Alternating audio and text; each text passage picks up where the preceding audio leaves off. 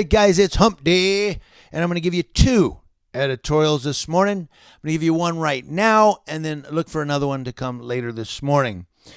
This one here is a follow-up to yesterday's editorial about Yas Yas BBQ owner David McAtee that was shot by police fire and National Guard fire, and no body cameras were on.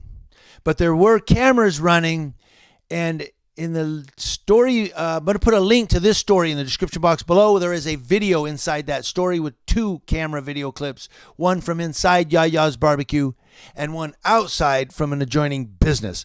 I'm going to give you the inside camera of Yas Yas BBQ right here, right now at this editorial. So when I get done with the editorial, look for, the video clip will start playing. But it's the camera inside Yas Yas BBQ. So a little backstory, what happened is they were clearing a parking lot. The police report that the police and the National Guard took fire. They returned fire, and David McAtee was shot and killed. I'm going to go through that, but before I get you confused, let's just jump into it. Thank you, NPR.org, for this story. Louisville Metro Police officials released security footage Tuesday of what they said appears to show a black businessman firing a weapon at law enforcement officers before they returned fire, killing him. Police said David McAtee, owner of Yas Yas BBQ, began to shoot outside his business door early Monday morning as officers worked to clear a parking lot at a nearby establishment and then began moving toward his business. Kentucky Governor Andy Beshear said in a statement Monday that both the Louisville Metro Police Department and the Kentucky National Guard were in the area working to disperse a crowd when they were fired upon. He said, quote, Louisville Metro Police Department and the Kentucky National Guard returned fire, resulting in a death. The crowd had gathered to call for justice for Breonna Taylor, a 26-year-old black EMT woman who was killed by police in her home in March. While they were searching for drugs, none were found in the home. Prior to releasing the security video, Rob Schroeder, the Louisville Metro Police Department's interim chief, said several questions still remain about the McAtee incident. Schroeder said, quote, the video does not provide all the answers.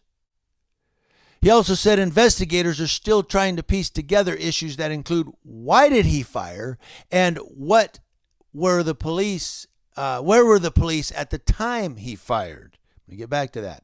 The security footage comes from two videos, one from inside McAtee's eatery, Yas Yas BBQ, and another giving an outside view from an adjoining business. There's no sound on either video. And then the story narrates kind of what happened. I want to point you into something here. Louisville Metro Police Department Major Paul Humphrey was asked during the news conference what he thought of the sequences of events based on the footage. He said, officers looked like they were addressing individuals at Dino's Food Mart nearby. Humphrey said as the officers are addressing these individuals, Mr. McAtee appears to fire at the officers and take cover and return fire. I'm going to point something out. He said later, at this point, it appears McAtee fired first. I'm going to look, if you watch the video clip that I'm about to play, you see people standing outside Yas Yas BBQ, and all of a sudden a rush of people running in, a girl like ducking and trying to get in. He's getting back, and then he fires, and then he's shot. It says it appears McAtee fired first. My question is then, why was everybody pushing into Yas Yas BBQ trying to get in really fast, and then McAtee fires out the door? Now, the outdoor footage is kind of sketchy, but that's my question is, and they said, where were the police at the time? Where were the police? And were they firing in that direction, and he thought the crowd was firing at him, and he fired back? Why would this man who fed police officers during their shift and took care of his community just fire on police and National Guard? That doesn't make sense to me. That's not, this man who cared for the officers of the Louisville Metro Police Department and made sure they had barbecue during their shifts. Would he just fire on the cops? Say, the cops, man, let's just shoot them motherfuckers. No. Why was everybody rushing and pushing in to the building?